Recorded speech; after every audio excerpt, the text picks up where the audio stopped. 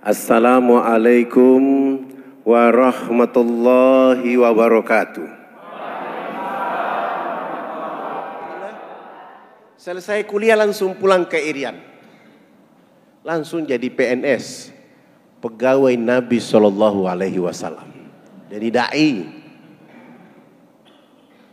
Pekerjaan saya yang pertama adalah harus bertemu dengan Dewan Gereja Provinsi Irian Jaya di bawah pimpinan salah satu orang namanya Pendeta Alfon. Kenapa saya harus ketemu Pendeta Alfon? Pendeta Alfon ini menggunakan kekuatan gereja agar mengusir saya dari Jayapura. Saya bilang sama beliau, saya orang Islam Irian, Anda orang Kristen Irian. Kita sama-sama bicara negeri ini dengan pembangunan rohani. Beliau tidak mau. Bagaimana cara saya harus bertemu dengan beliau? Jalan satu-satunya saya harus datang ke rumah beliau. Selesai sholat subuh saya jalan kaki ke rumah beliau. Begitu saya jalan kaki kurang lebih 100 meter, saya lihat beliau sedang lari pagi di depan halaman rumahnya. Saya tunduk percepat langkah. Ketika saya tunduk mempercepat langkah, beliau lihat saya dan lari masuk ke dalam rumah, pintu rumahnya dia tutup.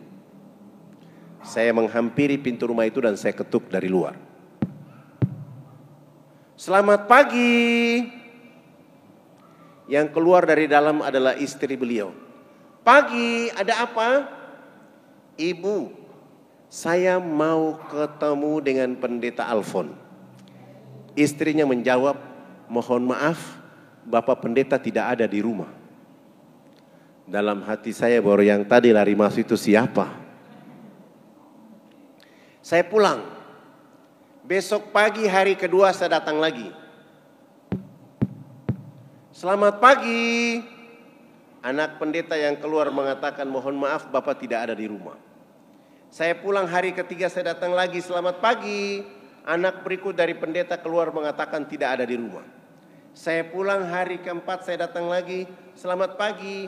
Istri pendeta yang keluar masih saja mengatakan tidak ada di rumah. Saya pulang hari kelima saya datang lagi, selamat pagi. Istri pendeta lagi yang keluar masih saja mengatakan tidak ada di rumah. Sampai 1 bulan penuh tiap pagi saya mengetuk pintu rumah itu, tidak ketemu Pendeta Alfon kecuali mendapatkan jawaban dari istri dan anaknya beliau tidak ada di rumah.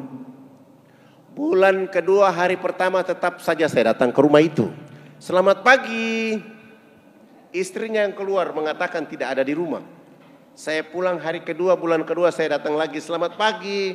Anaknya keluar mengatakan tidak ada di rumah. Saya pulang hari ketiga, bulan kedua saya datang lagi. Selamat pagi.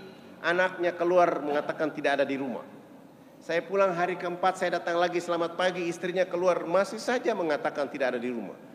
Saya pulang hari kelima saya datang lagi. Selamat pagi. Istrinya masih saja mengatakan tidak ada di rumah. Sampai hari ke-15 saya belum tiba di rumah itu, istri dan anak pendeta sudah menunggu saya di depan rumah. Begitu saya menyapa selamat pagi, langsung mereka mengancam saya. Anda ini tidak bosan tiap pagi datang ke rumah ini. Seakan-akan rumah ini menjadi tugas Anda tiap pagi. Saya pulang, besok pagi hari ke-16 bulan kedua tetap saja saya datang ke rumah itu. Selamat pagi, istrinya keluar melihat saya. Kamu lagi yang datang. Sampai 2 bulan penuh saya tidak berjumpa dengan Pendeta Alfon kecuali mendapatkan jawaban dari istri dan anaknya silih berganti tidak ada di rumah. Bulan ketiga hari pertama tetap saja saya datang ke rumah itu. Selamat pagi, istrinya keluar mengatakan tidak ada di rumah. Saya pulang lagi, hari kedua bulan ketiga saya datang selamat pagi, anak pendeta keluar mengatakan tidak ada di rumah. Subhanallah. Begitu di hari ketiga, bulan ketiga saya datang, saya menyapa selamat pagi, anak tertuanya langsung mengatakan, pagi Pak Fadlan, mohon maaf, Bapak tadi malam kecapean, kelelahan sehingga kami bawa ke rumah sakit. Saya langsung memuji Allah dalam hati saya, Alhamdulillahirabbil alamin. Saya tidak pulang, tapi saya melanjutkan perjalanan dari rumah pendeta ke rumah sakit untuk mencari tahu keadaan yang sebenarnya. Sampai di rumah sakit, saya tanya di bagian informasi, mereka membenarkan beliau masuk rumah sakit. Dan saya tanya ada di kamar berapa?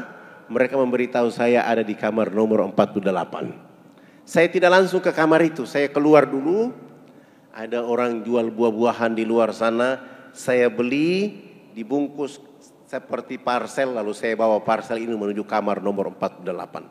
Setiba saya di pintu kamar itu, saya ketuk dari luar. Selamat pagi. Istrinya langsung menjawab dari dalam kamar, pagi, silakan masuk. Rupanya dia tidak tahu kalau itu adalah saya. Begitu saya buka pintu pelan-pelan, saya angkat parcel, saya tutup wajah saya dan berjalan pelan-pelan. Saya lihat kaki istri pendeta, lalu saya turunkan parcel. Selamat pagi bunda. Dia tidak mungkin berbohong, saya sudah di dalam.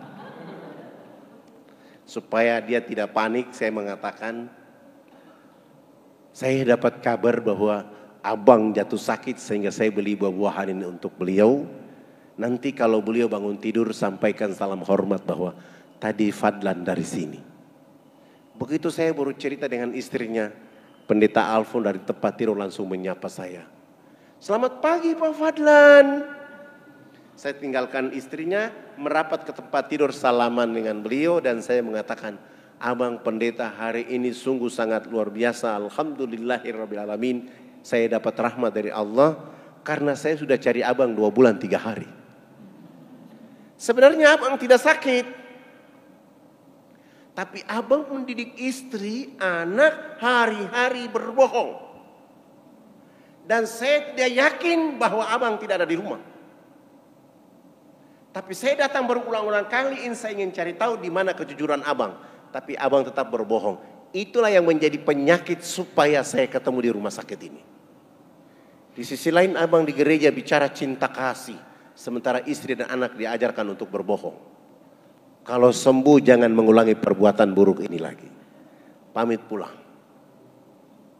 5 hari kemudian beliau sembuh dan pulang ke rumah. Hari ke-6 saya menjadi tamu pertama di rumah mereka. Selamat pagi. Beliau bersama istri dan 7 anak membuka pintu dan mempersilahkan saya masuk ke dalam rumah mereka. Di saat itulah saya mulai dengan judul Indahnya Islam bagi Penduduk Alam Semesta. Dari jam 10 pagi itu sampai jam 12 siang saya pamit pulang. Pendeta Alfon mengantar saya sampai depan pintu pagar. Beliau mengatakan, Fadlan, usahakan besok datang lebih pagi lagi. Alhamdulillah, besok pagi saya datang dari jam 7.30 sampai duhur. Sholat duhur selesai, saya melanjutkan pekerjaan itu sampai asar. Pekerjaan seperti ini saya lakukan 5 hari berturut-turut.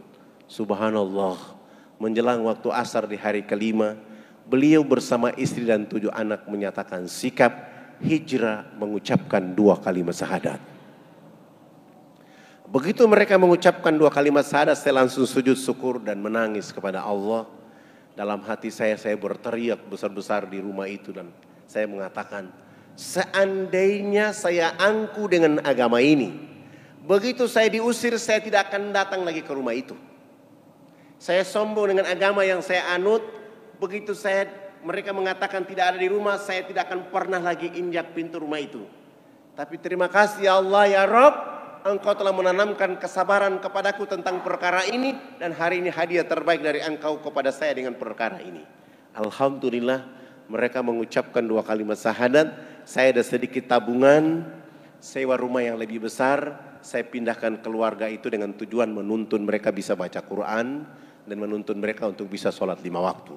Alhamdulillah, hari Jumat saya ganti nama Alfon dengan nama Abu Sofyan. Hari Jumat beliau bersama anak laki-lakinya sudah mulai sholat Jumat di masjid. Asar sudah mulai sholat di masjid, Maghrib sudah di masjid, Isya, Subuh sudah ke masjid. Begitu hari Minggu pagi, orang masih menunggu dia di tempat lamanya dari jam 6 pagi sampai jam 11 siang. Tidak mungkinlah Abu Sofyan ke sana karena sudah sholat Jumat, sudah takbir. Konsekuensi dari dakwah itu akhirnya Fadlan dicari, ditangkap tanpa proses BAP, langsung dimasukkan nginap di penjara selama 3 bulan. Alhamdulillah. Setelah menikmati 3 bulan itu selesai keluar, Saya bilang sama teman-teman, dakwah tidak boleh berhenti. Kami mulai bergeser dari Jayapura ke kampung itu kurang lebih 179 km. Begitu kami sampai di sana, turun dari kendaraan, saya menuju rumah kepala suku. Ternyata kepala suku berdiri di balik pintu rumah dengan tombak. Diangkat tombak itu, jarak 7 meter kena di betis kaki kiri saya. Ketika saya menghindar, ternyata kena di betis kaki kiri saya dan saya terjatuh. Ketika saya terjatuh, Paradai ingin melakukan perlawanan dan saya mengatakan, kita kesini bukan berperang, kita kesini berdakwah. Dan tombak di betis kaki kiri ini adalah konsekuensinya dakwah. Jangankan Fadlan, nabimu Rasul Muhammad sallallahu alaihi wasallam datang ke Taif dilempar sampai tumitnya berdarah-darah. Apalagi artinya Fadlan. Tugas kalian bukan melawan mereka, tetapi mencabut tombak dari betis kaki kiri saya. Alhamdulillah, mereka cabut tombak dari betis kaki kiri saya. Saya dilarikan ke rumah sakit. Harus tidur di rumah sakit selama 3 bulan. Setelah sembuh sehat walafiat, saya coba lari pagi, kaki saya sudah kuat dan saya bilang, tidak ada alasan lain kecuali kita kembali ke kampung itu lagi. Teman-teman mengatakan, Ustadz sudah dipanah di sana, sudah ditombak di sana, untuk apa kita ke sana? Saya mengatakan, jangan kamu bangun kebencian dengan manusia. Tugas kita berdakwah. Akhirnya mereka ikut dan kami kembali ke kampung itu. Begitu kami tiba di kampung itu, saya turun lagi dari kendaraan, menuju rumah kepala suku. Anak tertua kepala suku ada di halaman rumah dan saya tanya, abang, ada bapak kepala suku? Anaknya mengatakan, minta maaf, bapak ada di rumah tapi sudah 2 minggu ini sakit, terserang penyakit malaria. Kami tidak bisa bawa ke rumah sakit karena kami tidak punya mobil, kami tidak punya uang. Langsung saya jawab, kami datang ke sini untuk menjemput bapak kepala suku, abang dengan ibu, dibawa ke rumah sakit. Nanti kami yang biaya seluruhnya, kami yang bayar. Alhamdulillah kami bawa kepala suku ini ke sana. Kami rawat dia rumah sakit selama 2 minggu, sehat, sembuh sehat walafiat. Sesudah itu kami cari mereka bekal kehidupan, antar kembali mereka ke kampung halaman. Kami kembali ke kota. 1 minggu kemudian baru kami mulai datang berdakwah di sana. Baru 3 hari kita bicara Islam, kepala suku ini bersama istri dan 13 anak, ditambah dengan 15 kepala keluarga di kampung kecil itu pun hijrah mengucapkan 2 kalimat syahadat. Ribut lagi, Fadlan dicari lagi, ditangkap tanpa proses BAP, langsung nginap di penjara selama 6 bulan.